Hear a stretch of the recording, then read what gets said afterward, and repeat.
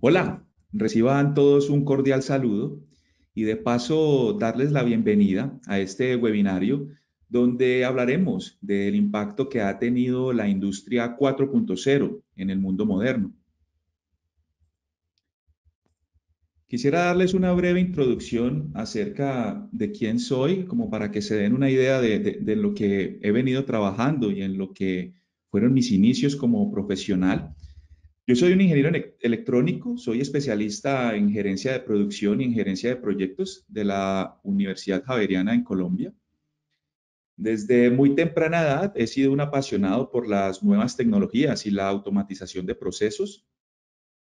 Los inicios de la carrera o de mi carrera estuvieron directamente relacionados con la industria de manufactura, trabajando para compañías multinacionales como Kimberly-Clark, desempeñando roles en los departamentos de proyectos y producción. Luego tuve un breve paso por la industria de transporte, donde tuve la posibilidad de trabajar como gerente de señalización férrea, liderando los proyectos más importantes relacionados con implementación de nuevas tecnologías para garantizar la seguridad de los equipos férreos y sus vías y sus usuarios. Y durante los últimos 5 años me he venido desempeñando como gerente de producto para una empresa norteamericana de innovación y desarrollo de software a la medida, donde he tenido la oportunidad de liderar el desarrollo de varios productos digitales desde su concepción hasta su puesta en marcha. Y también tuve la posibilidad de ser ganador de Reto Lab, que es una iniciativa conjunta de los ministerios de TICS y Cultura del gobierno colombiano, donde se buscaba garantizar la conservación del patrimonio cultural inmaterial representado en la gastronomía colombiana a través del uso de tecnologías de la industria 4.0. Este es el contenido de la presentación del webinario del día de hoy. Vamos a vernos unos objetivos, lo que queremos buscar con esta presentación. Vamos a ver una pequeña introducción. Me gusta hablar un poquitico de historia para que entendamos lo que hoy en día estamos viviendo. Luego pasaremos a hablar de un concepto muy importante en la industria 4.0, que es la inteligencia artificial.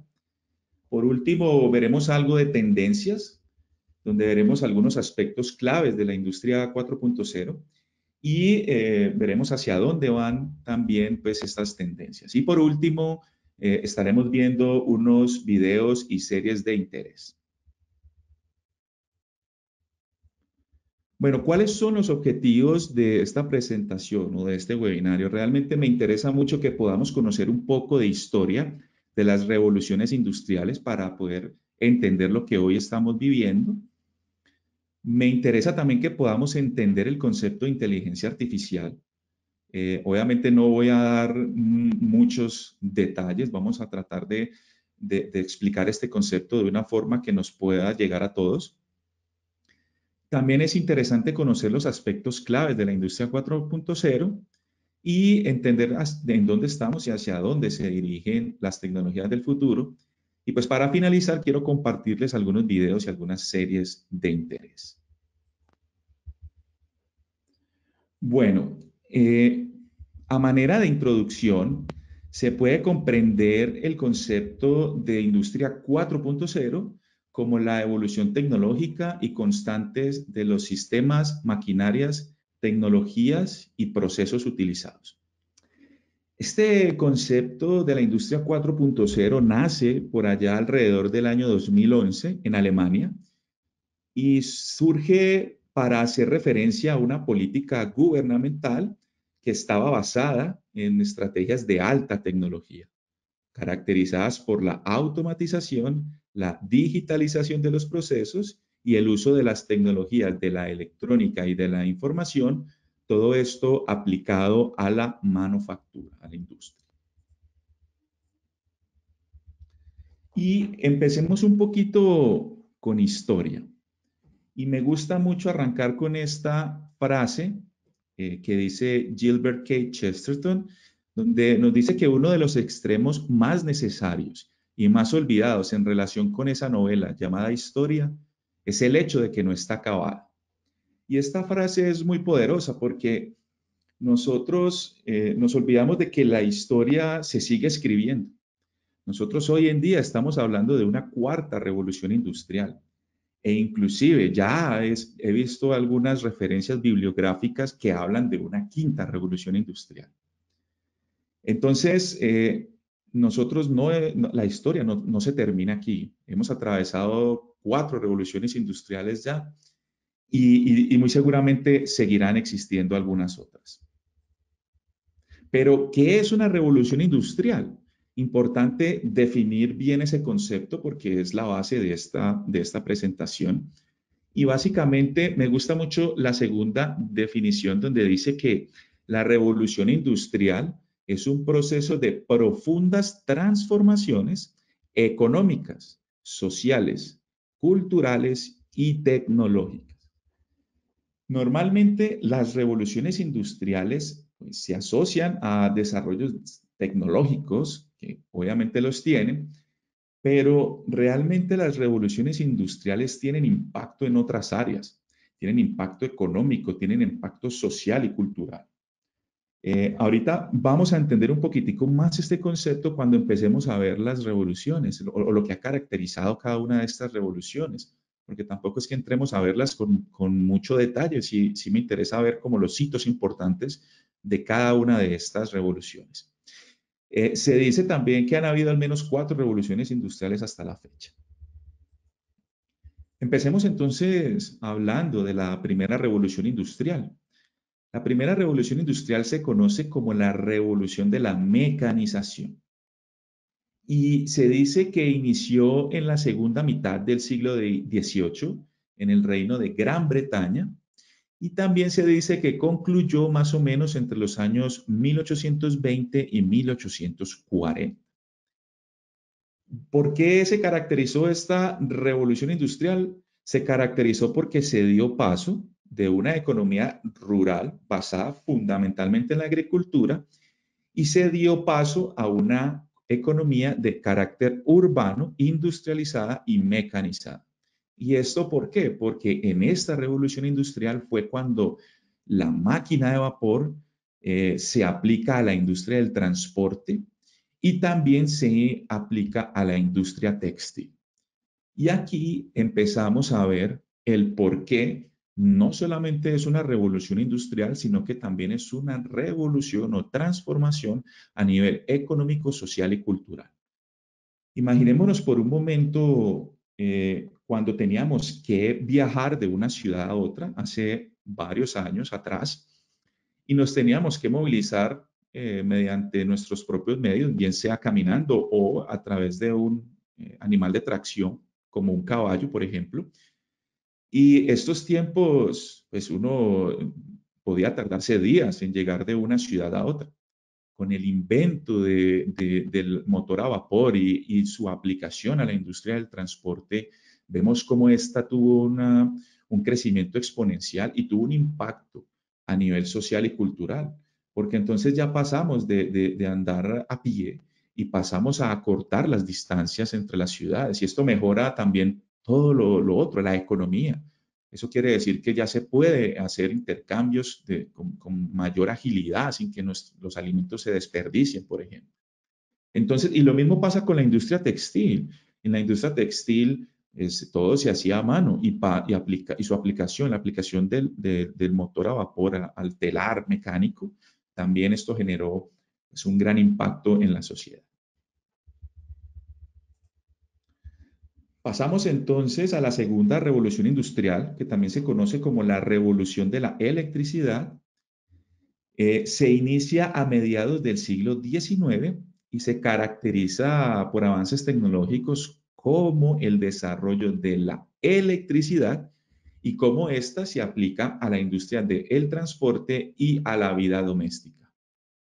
Aquí hubo otro descubrimiento importante y fue el motor de explosión. El motor de explosión que dio lugar al invento del automóvil y esto a su vez hizo que la industria del petróleo tuviera un gran auge y desarrollo. Nuevamente, el tema de los cambios sociales y culturales. Anteriormente nosotros iluminábamos nuestros hogares en Latinoamérica se conocen como velas o candelabros, puede ser. Era una iluminación pues muy precaria.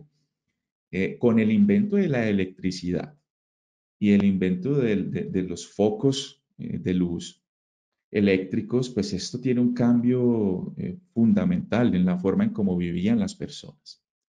Y miren que aquí estamos hablando de que la industria, o sea, esta revolución industrial no se aplica solamente a la industria, sino que también se aplica a la vida doméstica. Entonces, esa es la segunda revolución industrial o la revolución de la electricidad.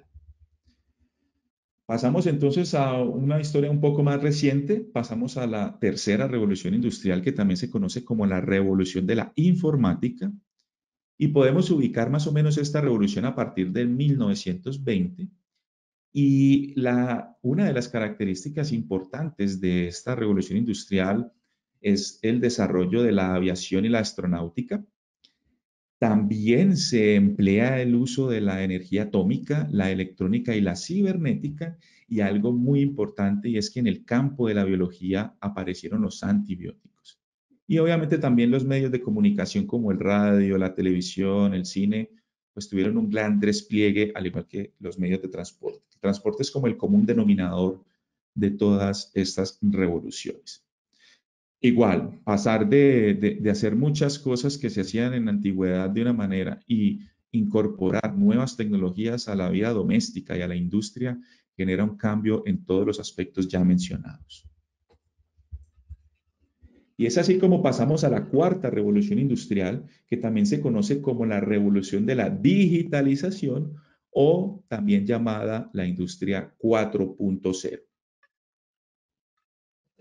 ¿Y cuáles son algunas de las características importantes de esta cuarta revolución industrial? Pues bien, aquí tenemos algunas como el Internet de las Cosas. Básicamente el Internet de las Cosas son sistemas o equipos que están interrelacionados o conectados entre sí. Y nosotros tenemos dispositivos de IoT no solo en la industria, sino también en nuestros hogares.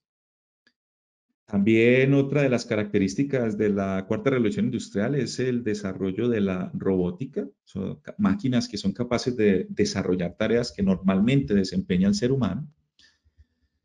Otra de las características son los sistemas ciberfísicos, porque estos sistemas son aquellos sistemas que están en las empresas normalmente y que integran capacidades de almacenamiento, computación, seguimiento y control de los objetos del mundo físico.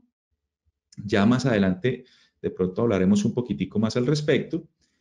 Otro concepto muy importante en la industria 4.0 es el concepto de Smart Industries o manufactura inteligente o industria inteligente. Y básicamente son fábricas que están a un nivel un poco más avanzado con capacidades, por ejemplo, de predicción, de planeación, controlar y producir lo que genera mayor valor a la cadena de funcionamiento. Aquí hay otro concepto por ahí embebido que es el Big Data y el Machine Learning, que también estaremos hablando un poquitico más al respecto. Y por último, yo diría, en mi opinión, que es uno de los conceptos más importantes de la cuarta revolución industrial y es la inteligencia artificial. Y a menudo la inteligencia artificial es malentendida. Ya estaremos hablando un poquitico de esto con mayor detalle. Bueno, en una sola diapositiva podemos ver lo que son digamos, las cuatro revoluciones industriales que hemos estado atravesando. Bueno, pasamos a hablar de la inteligencia artificial. ¿Será que la inteligencia artificial es la capacidad de que las máquinas piensen y razonen por su cuenta? Pues bien, esa es una de las inquietudes que trataremos de resolver con estas pequeñas diapositivas. La idea es poder entender un poquitico por qué el concepto de inteligencia artificial es tan importante para la industria 4.0 y para lo que es la cuarta revolución industrial.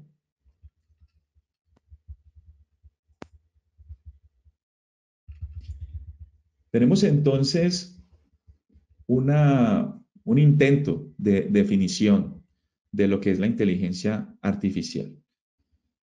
Obviamente hay muchas definiciones. Y si nosotros nos damos a la tarea de buscar en la red la definición de inteligencia artificial, vamos a encontrar un sinnúmero de definiciones de diferentes autores. Es muy difícil encontrar una definición como aceptada por todos, o sea, que como que en todo encaje para todos los expertos de lo que es la inteligencia artificial. Y eso básicamente veo que hay dos razones. Una es que la inteligencia artificial es una ciencia relativamente nueva, cambiante y experimental.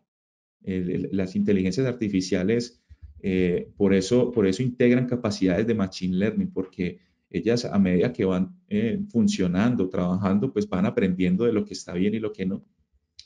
Y lo otro es que ha sido muy difícil para la humanidad poder definir con plena exactitud lo que es la inteligencia humana. Entonces, pues es como complejo tratar de definir ahora una inteligencia artificial.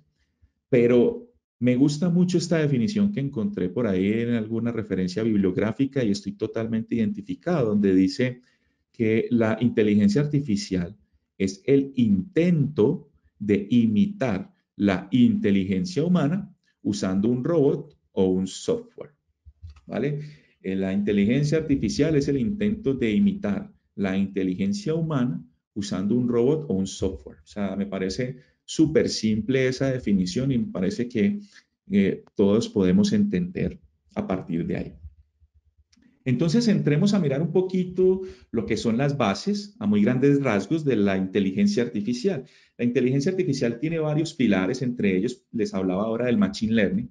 Y básicamente el machine learning en general se utiliza para predicciones, por ejemplo, en sistemas bancarios, para predecir riesgos en fraudes y en transacciones.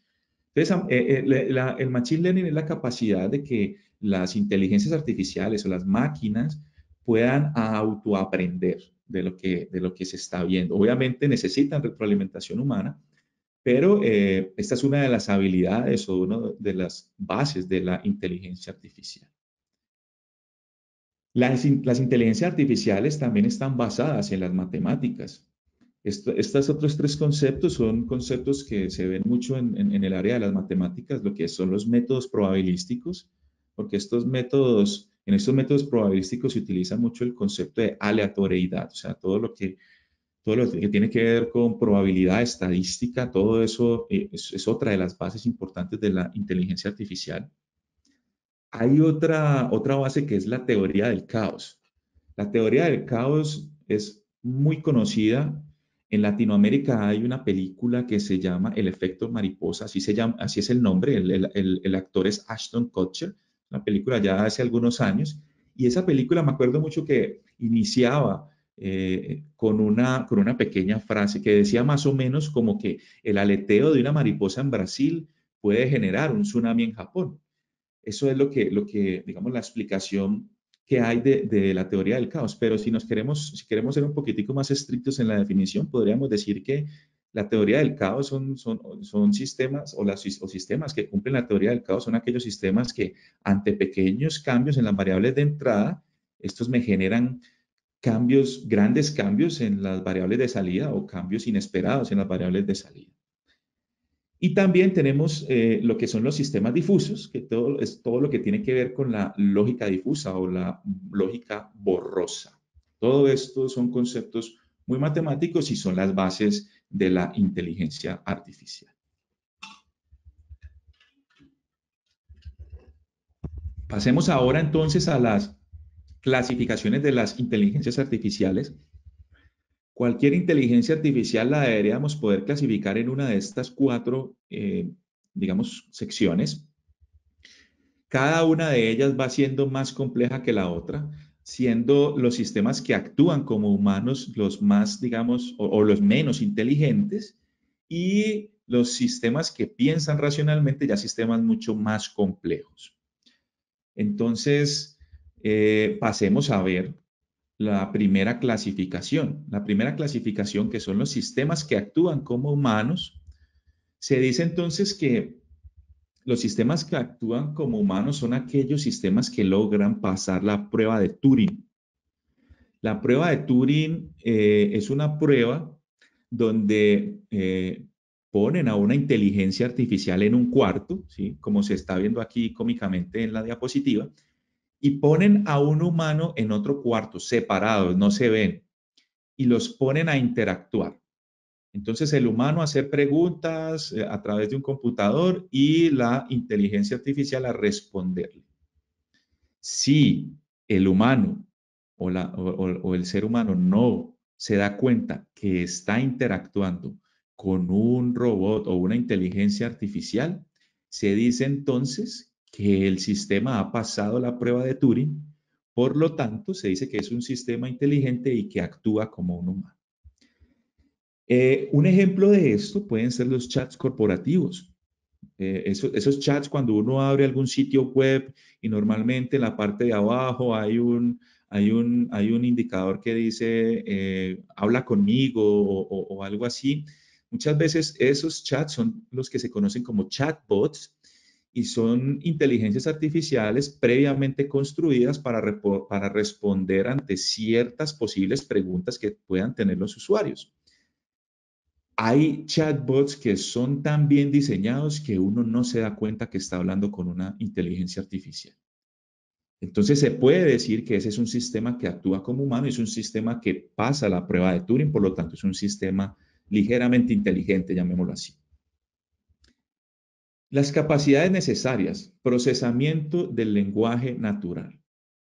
Miren que aquí las capacidades necesarias para este primer sistema solo es el procesamiento del lenguaje natural y entiéndase el lenguaje natural como lenguaje bien sea hablado o escrito. Aquí vemos, por ejemplo, en este ejemplo, valga la redundancia, que la persona o el humano está interactuando a través de un chat, de un teclado, o sea, escribiendo. Entonces, la inteligencia artificial debería estar en la capacidad de entender lo que está escribiendo, entender el español, entender el inglés, entender cómo está, qué es lo que quiere preguntar, muchas veces entender muchas otras necesidades que puedan tener pues el chat corporativo.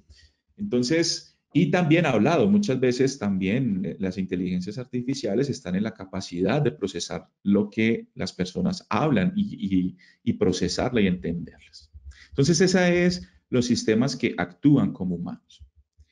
De ahí tenemos los sistemas que piensan como humanos.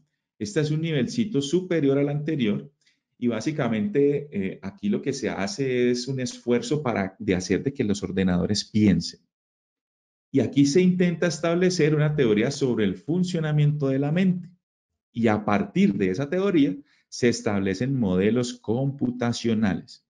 Aquí ya empezamos a tener una gran influencia de las neurociencias y las ciencias cognitivas. Pero, ¿qué es una ciencia cognitiva? Pues bien, se denomina una ciencia cognitiva al estudio científico de la mente y sus procesos. Entonces, podemos intuir que este es un nivel un poquito superior al anterior y cuando se refiere aquí que se intenta establecer una teoría sobre el funcionamiento de la gente, lo podemos explicar más fácil con un ejemplo. Por ejemplo, los sistemas de reconocimiento facial que tenemos en los aeropuertos o en algunas industrias. Una cámara por sí sola que esté filmando no nos dice nada, pero una inteligencia artificial que esté usando una cámara para detectar, por ejemplo, las expresiones faciales de la persona y a partir de esas expresiones faciales yo definir a través de un modelo computacional alguna actitud sospechosa, alguna enfermedad, no sé, cualquier cosa, entonces a eso se refiere esta diapositiva cuando se dice que se intenta establecer una teoría sobre el funcionamiento de la mente. Entonces, una cámara por sí sola no me dice nada, pero una cámara con una inteligencia artificial a la cual yo le he dicho, mire, es que estas expresiones faciales corresponden a, no sé, estoy exagerando, pero que corresponde a un delincuente. Entonces, esa inteligencia artificial a través de un modelo computacional va a estar revisando los gestos faciales de las personas y tratará de digamos, clasificar cuál de esas personas tiene algún comportamiento sospechoso. Entonces, sistemas que piensan como humanos y tenemos ahora los sistemas que actúan racionalmente. Los sistemas que actúan racionalmente, pues son aquellos sistemas que buscan explicar y emular el comportamiento inteligente en términos de procesos computacionales. Eso es un nivelcito superior también al anterior, ¿cierto? Entonces, mire que nosotros tenemos sistemas que actúan como humanos, simplemente actúan como humanos. El que siguiente nivel es un sistema que piensa como humano, ¿cierto? Pero hay un tercero que ya es actuar irracionalmente. Y si miramos aquí las capacidades necesarias que necesita este tipo de inteligencia artificial, ya vemos que hay mayores capacidades que van a necesitar. Entonces tenemos, por ejemplo, la percepción. Y entendamos percepción como todo aquello que permite a que la inteligencia artificial esté obteniendo información del mundo real, ¿cierto? El mundo circundante. Entonces, por ejemplo, un sensor. Si yo soy una inteligencia artificial que está programada para detectar cambios en temperatura, pues yo voy a necesitar un sensor que esté constantemente pues, dándome la información en ese momento de cómo está la temperatura. Entonces, eso se refiere con percepción. Procesamiento del lenguaje natural, digamos, ya lo mencionamos en la primera clasificación, es básicamente lo mismo que pueda entender o procesar el lenguaje hablado, el escrito. La representación del conocimiento, que también lo hablábamos en la pasada, el razonamiento, que ya, porque aquí nosotros ya estamos hablando de sistemas que actúan racionalmente, por ende, vamos a tener capacidades de razonamiento y también yo les mencionaba las capacidades o el aprendizaje automático. Esto es muy importante porque las máquinas, como son inteligencias, tienen esa capacidad de aprender automáticamente. Yo aquí tengo un video. Este video nos explica muchísimo mejor ya este tipo de sistemas. Vamos a ponerlo. Este video básicamente no tiene, pues sí tiene audio, pero pues es irrelevante para el propósito. No le estoy haciendo ningún tipo de publicidad, ningún tipo de marca ni de vehículo.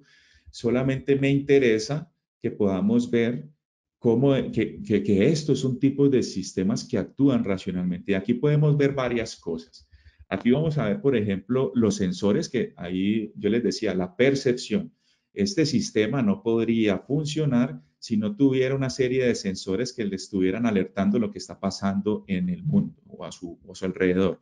Entonces, mira, ahí por ejemplo en grid vemos las cámaras, esos serían los sensores o la parte de la percepción. Esos sensores, mire que tienen en la parte de adelante, en la parte de atrás, en los lados, arriba, abajo, tiene cámaras por todos lados que le están ayudando a determinar pues todos los potenciales peligros, las luces, etcétera, etcétera. Mire que el Señor tiene las manos cerca, pero no está, el automóvil en todo momento se está conduciendo autónomamente. Y aquí podemos ver otra cosa, que nuevamente volvemos a la definición de una revolución industrial. Miren que aquí sigue siendo el transporte, yo les decía, el transporte es como el común denominador en todas las revoluciones industriales. Y miren que aquí ya no está aplicado no solo está aplicado a la industria del transporte, sino que ya está en nuestros hogares. Entonces aquí podemos ver cómo en nuestros hogares ya podemos tener este tipo esto es una inteligencia artificial. Y ya vamos a ver algo que me parece inclusive más asombroso porque cuando él llega, vamos a ver que él ahorita llega a su destino final y estando en el destino final, él se baja del vehículo y y lo deja que el vehículo solito parquee. Y ahorita vamos a ver eso, no sé si pueda, o sea, si puedo adelantar un poco, no me deja. Ya en todo caso ya va a ir terminando. Entonces, también, ¿qué pasa? Este tipo de sistemas, si ustedes ven a través de sus cámaras y de la retroalimentación que recibe del mismo usuario, este sistemita solito va aprendiendo y va aprendiendo cosas que se le hayan pasado, frenar en algún lugar, no sé, eso depende mucho de los sistemas. Miren que ahí en el video el señor se baja del vehículo, ¿cierto? Ni siquiera cierra la puerta se cierra solita y el vehículo hace su labor de parqueo, él va y da la vuelta y atención a lo que va a pasar ahorita. El vehículo va solo, se está manejando autónomamente. Esto tampoco es recomendado, ¿no? O sea, siempre lo que sugieren es que haya una persona que esté acompañando. Mira, ahí se atraviesa una persona, ¡pum! El vehículo solito frena. ¿Por qué? Porque está con sus capacidades de percepción a través de sus cámaras, mirando su entorno y tratando de advertir peligros y tratando de actuar racionalmente, que es en últimas lo que buscamos. Y aquí por última, él se parquea solito, ¿sí? Él ya tiene como configurado y hace su labor de parqueo. Bueno, ese es un ejemplo de sistemas que actúan racionalmente. Pasemos ahora a los sistemas que piensan racionalmente. Y este ya es un sistema de un nivel superior. Ya aquí son sistemas que piensan como seres humanos. Y ejemplos de estos tenemos a la robot Sofía.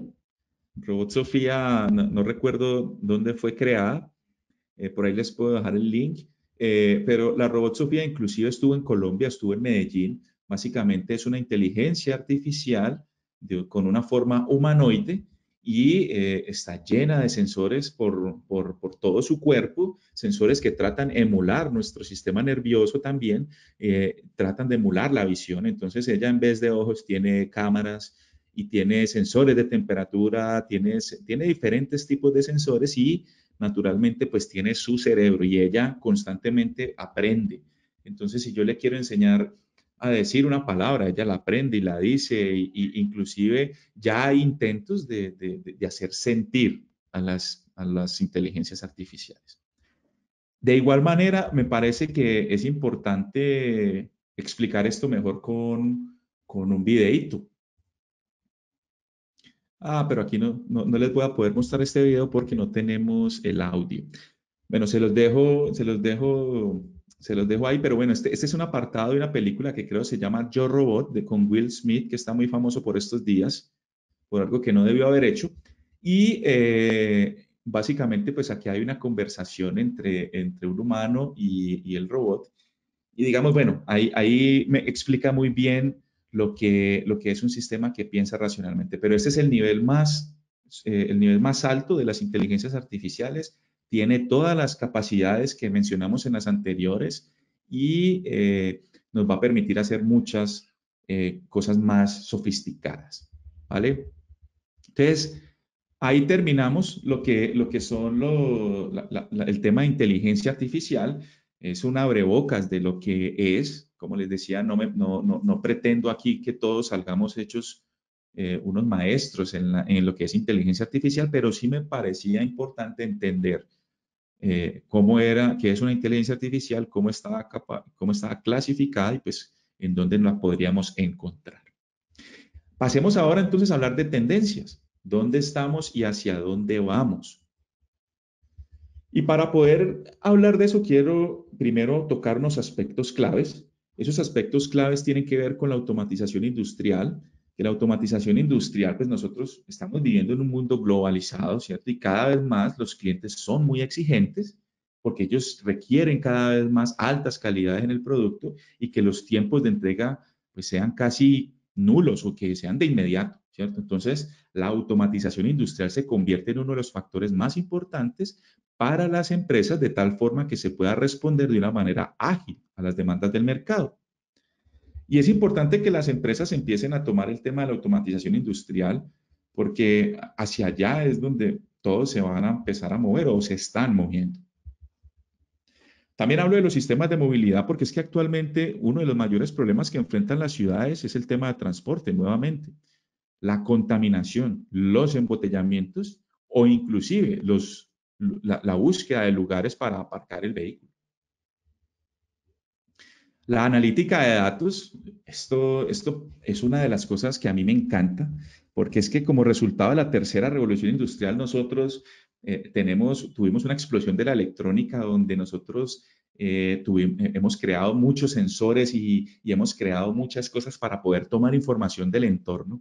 Entonces nosotros actualmente tenemos millones de terabytes de información, pero esa información por sí solita no dice nada, como en antaño cuando teníamos esos archivadores y nosotros los folders de papel los íbamos guardando ahí, esa información guardada ahí no dice nada. La importancia de la analítica de datos es cómo toda esa información está, cómo está relacionada y qué me puede dar a mí, porque a través de la analítica de datos yo puedo hacer, por ejemplo, predicciones. Tenemos también la eficiencia energética. La eficiencia energética es uno de los objetivos de desarrollo sostenible de las Naciones Unidas, pero no solamente por eso, sino porque es que lo que es el ahorro energético y la sostenibilidad son factores claves para el cambio de modelo productivo en esta nueva era o en esta nueva revolución. Y otro aspecto clave a tener en cuenta es el envejecimiento de la fuerza laboral. Es una realidad en la mayoría de las potencias mundiales y no potencias, donde dicha fuerza laboral no puede realizar ciertas actividades, pues esto se vuelve muy importante, porque es que, como les decía, es una realidad. Nuestra fuerza laboral se viene envejeciendo, entonces hay que ver cómo la inteligencia artificial va a impactar en estos aspectos. Entonces, ¿cuáles son las tendencias globales? Ojo que yo estoy trayendo algunas porque es que el tiempo es muy limitado y en 45 minutos, una hora, no se va a poder hablar de todo lo que es la industria 4.0. Por eso hay un máster dedicado a esto. Pero, digamos, estas son algunas de las tendencias globales. La inteligencia artificial sigue siendo una de las tendencias globales junto con la manufactura inteligente que ya hablábamos. Cada vez más nosotros necesitamos tener industrias que sean inteligentes y que me puedan ayudar con la toma de decisiones, con la planeación, el control, etcétera. La ciberseguridad seguirá siendo también una de las tendencias globales, porque es que a medida que todo se va volcando a la red, todo se va volcando a Internet, pues la ciberseguridad se va volviendo cada vez más importante, desde una simple compra a través de una página web hasta transacciones súper grandes con criptomonedas. Las redes 5G, o sea, las redes 5G, ya inclusive China hace como un año, 2 años mandó una misión espacial con antenas 6G, ellos ya están probando 6G, pero por ejemplo para esta parte de Latinoamérica las redes 5G son muy incipientes, pero entonces esto me va a permitir a mí tener manufacturas inteligentes, tener muchos dispositivos conectados como el IoT que se menciona abajo, tener velocidades, porque o sea, todo esto está entrelazado. Entonces, si yo quiero, ¿por qué la automatización es un aspecto clave? Porque eso me va a ayudar a mí a mejorar las producciones. ¿Y por qué las redes 5G es una de las tendencias globales? Porque para poder tener industrias inteligentes tengo que tener yo muchos dispositivos IoT conectados que me estén sensando en todo momento los procesos y esto genera mucha cantidad de información. Entonces necesito redes ágiles que me puedan ayudar a manejar ese volumen de información. La impresión 3D también súper importante. Ya hoy en día es muy común tener en nuestras casas inclusive impresoras 3D. Así que nosotros podemos diseñar y hacer nuestras propias piezas y podemos fabricar pues a escala cosas que necesitemos. Big Data y analítica de datos, lo decía ahora, no me sirve de nada tener grandes volúmenes de información si yo no le hago su respectivo análisis que me genere valor y que me ayude a tomar decisiones. A mí me gusta mucho la analítica de datos a todo nivel, pues más sobre todo pues para los gerentes, porque esto le permite tener una visión global del negocio. Los sistemas ciberfísicos, como también veníamos hablando, todo esto está relacionado. Para tener una manufactura inteligente, debo tener yo sistemas ciberfísicos que me ayuden a optimizar los procesos. Y por último, tenemos el blockchain, que el blockchain se está escuchando mucho ahora, pero para que entendamos el blockchain, que me parece interesante definirlo, pues es un conjunto de tecnologías que permiten llevar un registro seguro, descentralizado, sincronizado y distribuido de las operaciones digitales sin necesidad de la intermediación de terceros. Aquí en esta categoría están las criptomonedas, pero también hay muchas compañías de logística que están utilizando tecnologías de blockchain para manejar todos sus servicios logísticos. Y por último, y ya para ir finalizando, tenemos los NFTs, que los NFTs traducen Non-Fungible Tokens, que se pueden entender como certificados digitales que garantizan la propiedad sobre gráficos, videos, textos o cualquier otro objeto digital. Aquí en la diapositiva ven este NFT que se llama The Merge o la fusión, que es un arte digital creado por un artista llamado Pac. Y adivinen, esta obra se vendió en 92.8 millones de dólares, allá en el 6 de diciembre del 2021. 92.8 es una foto hecha en computador y se convirtió en un NFT. O sea, el NFT se vuelve importante porque, como les leía ahora, garantizan la propiedad. Nosotros normalmente hacemos uso de de muchos medios digitales en la red y no sabemos quién generó eso. La idea es que con los NFTs yo pueda acceder a este tipo de imágenes, pero sabiendo en todo momento quién fue su creador y teniendo, digamos, los derechos de poderlo usar. Y ya para finalizar, entonces yo les decía unas videos y series de interés. Hay una serie de YouTube Originals que se llama The Age of AI como la era de la inteligencia artificial y es con Iron Man, con Robert Downey Jr. Es el presentador de esta serie, es como de 8 capítulos y aquí podemos ver cómo la inteligencia artificial ha ido permeando todos los aspectos de la vida, la industria, la medicina, los hogares, etcétera, etcétera. Entonces, me ha gustado mucho esta serie, ya lleva como 2 años y quería recomendárselas. Y por último, hay un video que se llama El chip de Elon Musk y básicamente es que por allá es un video corto, no sé si es un video corto, por allá en el 2016 Elon Musk sacó un chip que se conecta directamente a las neuronas detrás de la oreja y esto es buscando expandir el potencial del cerebro. Es investigación, ¿no? Obviamente, pero también buscan expandir. Y para esto también hay otros términos como cyborgs. En España hay un cyborg muy famoso, no recuerdo el nombre, pero él tiene conectadas varias cosas directamente a su piel, a sus ojos, a su cerebro, donde puede percibir colores que nosotros normalmente no percibimos, olores, gustos, o por lo menos eso es lo que él dice. Entonces, eso es todo por el día de hoy. Les agradezco mucho su participación. Vamos a pasar entonces a la ronda de preguntas. Por aquí tenemos algunas ya. Vamos a tratar de darle respuesta a la mayoría. Déjenme un momentico, expando por aquí el panel. A ver. Dice, el audio está bueno, eso no. A ver, a ver. No sé. Ok. Por acá hay una, dice, es decir, esta la dice Lourdes de León. Dice, es decir, en la prueba de Turing, el humano no sabe que interactúa con un sistema. Básicamente, Lourdes, lo que se busca es en la primera clasificación de los sistemas. Por aquí veíamos que la primera clasificación de los sistemas son los sistemas que actúan como humanos. Entonces, para eso, hay un científico hace muchos años, que es de apellido Turing, que se ideó esta prueba. Y básicamente es, si yo diseñé un chatbot, por ejemplo, entonces pongo a un humano a que interactúe con ese chatbot, haciéndole preguntas como, hola, ¿cómo estás? Dime, no sé. Lo pone a interactuar a través del lenguaje. Y si la persona no se da cuenta de que está hablando con una máquina, es porque pasa la prueba de Turing, por lo tanto se dice que es un sistema inteligente. ¿Vale? A ver, vamos a ver.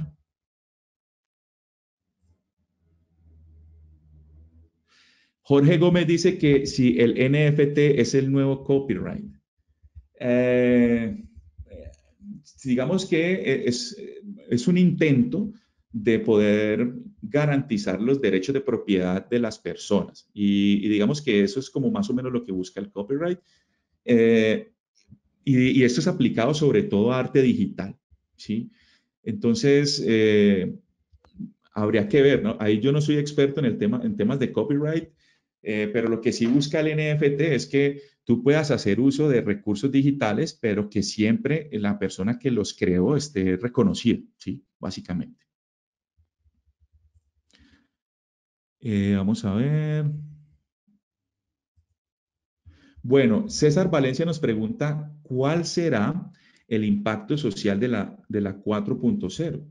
Pues eso lo podemos ir viendo con lo que ha ido pasando. En las industrias, por ejemplo, el impacto social es complejo porque si nosotros tenemos una industria que digamos, ha sido muy manual y es una industria que ha venido siempre haciendo las cosas de una manera, cuando se empiezan los procesos de transformación digital al interior de las empresas, esto siempre genera adversión al cambio, ¿cierto? Entonces las personas siempre empiezan a pensar que se van a quedar sin trabajo.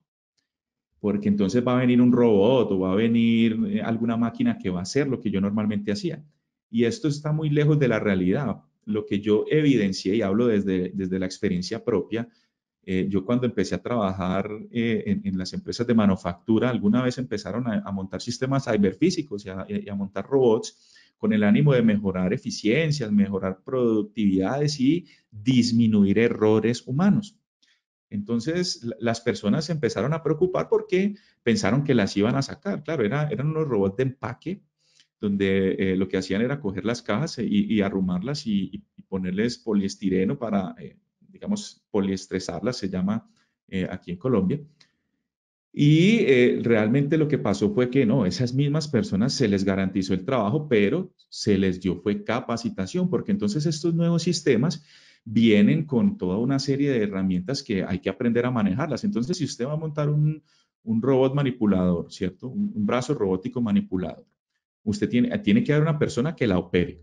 O sea, tiene que haber alguien que esté pendiente de esa máquina, la esté cuidando, le esté haciendo los primeros auxilios, como se dice, y la esté operando.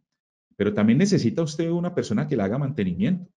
Esa persona normalmente son los técnicos de mantenimiento al interior de las empresas. Y hay una tercera persona que se necesita y que es un programador. Porque entonces, claro, normalmente cuando uno compra estos equipos para a un fabricante, esto vienen para los productos que uno esté haciendo. Pero si el día de mañana uno cambia y necesita un producto nuevo, pues o lo hace uno con sus recursos propios o contrata nuevamente al proveedor. Entonces, mire que el impacto social se ve mucho en el tema del entrenamiento, la capacitación. Entonces, la gente cada vez más va a tener que irse especializando un poquito en este tipo de tecnologías para poder, digamos, afrontar. Bueno, aquí Emanuel de León dice que cuál es la diferencia entre la revolución industrial 5.0 y la industria 4.0 o la revolución industrial 4.0. Realmente no es oficial. Hay gente que habla de una revolución 5.0, pero eso no es oficial. En estos momentos las teorías o todos hablan de cuatro revoluciones industriales, incluyendo la que estamos. Entonces, no te sabría decir cuál es la real diferencia hasta el momento, pero te podría decir que muy seguramente la revolución industrial estará dentro de las tendencias que mencioné, ¿cierto? Y estarán manejando muy seguramente estarán con estas cosas, ¿cierto? Será el blockchain, la analítica, seguirán siendo estas cosas y potenciadas, ¿vale? Bueno, por aquí tenemos, ¿cómo está relacionada la industria 4.0 y el mantenimiento industrial? Lo pregunta Juan Carlos Cisneros. Yo creo que ya esa pregunta la respondí un poquito ahora con el tema de lo que estaba hablando, pero eh, eh, como la industria 4.0 llega a todos los rincones de las industrias, el mantenimiento no es la excepción. Eh, Hoy en día es muy común escuchar hablar de mantenimientos preventivos, mantenimientos predictivos, y con las herramientas de la cuarta revolución industrial podemos optimizar aún más este tipo de mantenimientos. Entonces, por ejemplo, la analítica de datos, el Big Data, me permite a mí revisar todas las historias referentes a los mantenimientos y me permite a mí detectar cuándo uno de estos equipos va a fallar, ¿cierto? Como mantenimientos preventivos y predictivos. Entonces, la Big Data en ese sentido. Ahora, también aplica el tema de las capacitaciones. Normalmente, los técnicos de mantenimiento pues están acostumbrados a hacer las labores de cierta manera, pero cuando llegan equipos especializados como los que les estoy diciendo, pues los técnicos también van a tener que retarse y van a tener que poder afrontar esos nuevos retos, ¿vale?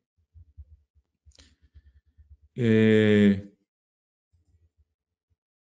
Por aquí pregunta César que si la tendencia de la cuarta revolución o de la industria 4.0 será llegar a controlar la sociedad y al mundo. No, yo no creo que ese sea el objetivo principal, o sea, ni creo que sea el secundario tampoco. O sea, yo pienso que el objetivo de estas revoluciones industriales, desde la primera hasta la que estamos atravesando hoy en día, es básicamente mejorar la forma en que vivimos y tratar de poder dejar un legado. Yo creo que es más ese hacia donde vamos. Lo que pasa es que, claro, como en todo, hay compañías que muy seguramente tienen otro tipo de objetivos, pero el objetivo de esto es poder, miren, en el tema industrial, es poder reducir tiempos perdidos, reducir errores humanos, optimizar eficiencias, poder que los gerentes tomen decisiones en tiempos reales o récords, ¿sí? Darle herramientas a la gente para que viva. Mire que, claro, por ejemplo, se habla mucho. Yo tengo en mi hogar, tengo a este Alexa, ¿cierto? Este asistente de voz. Y digamos, hay mucha controversia con esto, porque dicen, entonces Alexa los está escuchando todo el día, entonces puede utilizar esa información en contra. Sí, eso es verdad, eso es uno de los riesgos que podemos existir, pero yo veo más ventajas en el momento de utilizarla porque me ayuda con el control energético de mi hogar, me ayuda con el monitoreo de los consumos, me ayuda, no sé, inclusive hasta a proteger los ojos, porque si uno tiene electricidad o luces conectadas ahí y uno puede regular la intensidad de esto con simples comandos de voz. O sea, la tecnología siempre ha estado pensada, es para ayudar a la humanidad más que para someterla. Sin embargo, vuelvo y repito, no estamos exentos de que hayan algún actor que no busque eso. Bueno, últimas preguntas. No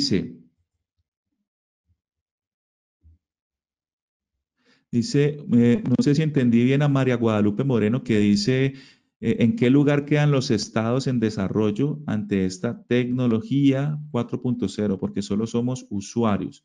¿Qué riesgos tiene esto? No, nosotros podemos diseñar. Hoy en día estamos en un auge de la industria de las tecnologías de la información y se están construyendo. O sea, la tecnología hoy en día es naturalmente, somos usuarios, pero también tenemos la posibilidad de hacer nuestros propios dispositivos. Hay herramientas que son muy sencillas de usar y que hay muy buenos manuales en la red para poder, digamos, afrontar este tipo de necesidades.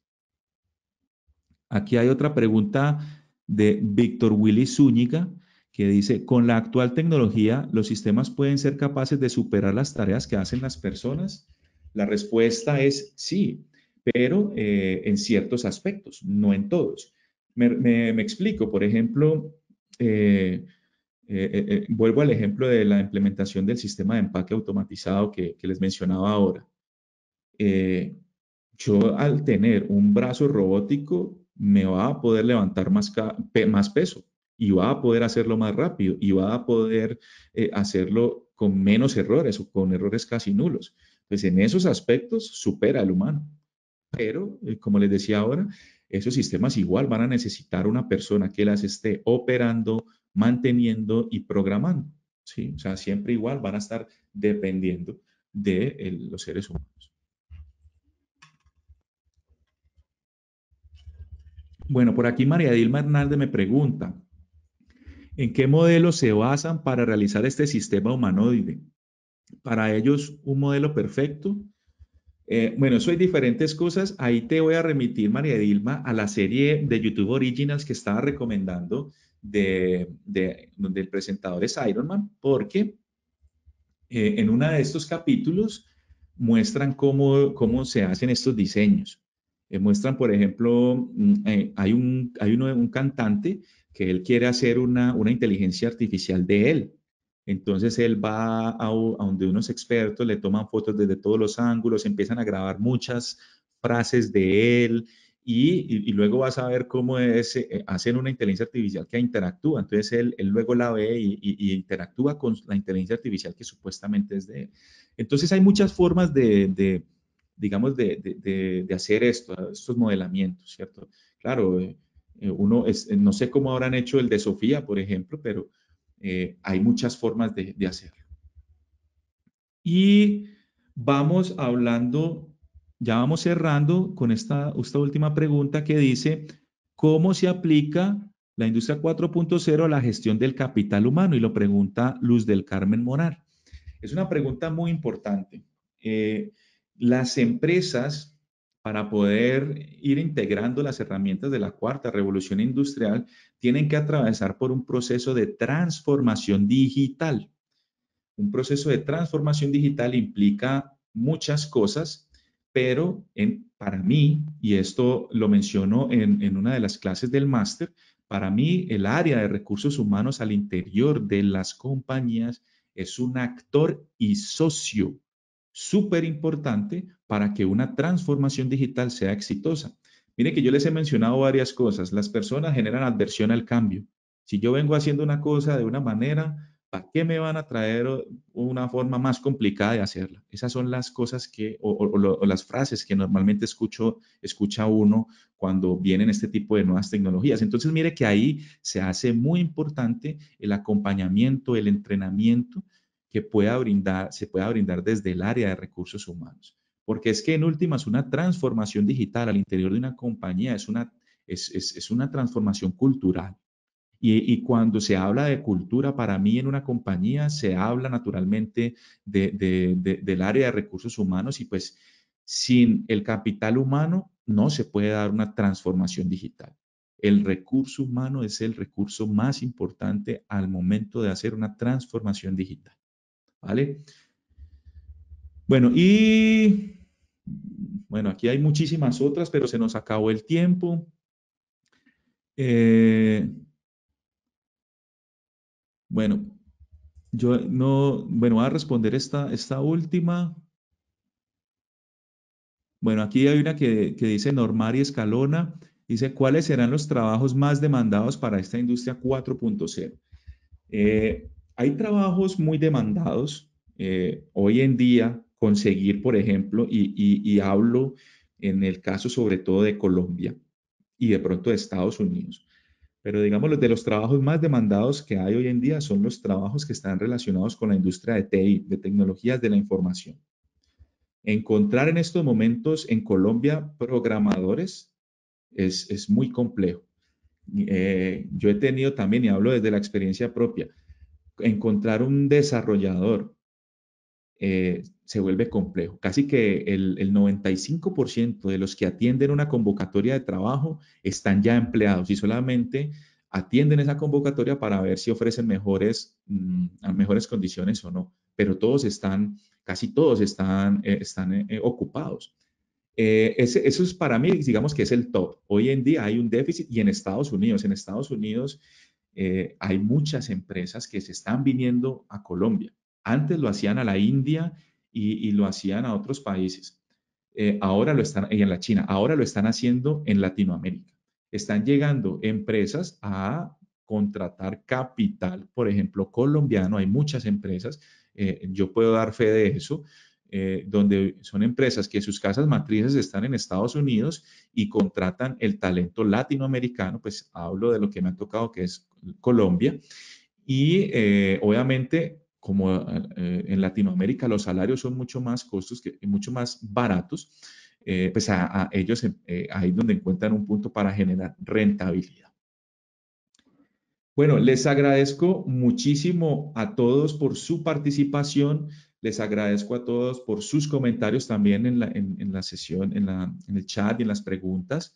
Les pido disculpas a aquellos que no les alcancé a responder. La verdad es que hay muy buenas preguntas y hay muy poco tiempo. De todos modos, seguimos en contacto. Nuevamente extiendo la invitación que hicieron al inicio para que participen de este máster. En este máster nosotros vamos a estar viendo muchas de las cosas que vimos aquí con mayor profundidad y vamos a tener muchas más herramientas para poder afrontar lo que es una transformación digital, lo que es esta cuarta revolución industrial y prepararnos para la que viene. Así que muchísimas gracias y que tengan un resto de día muy ameno.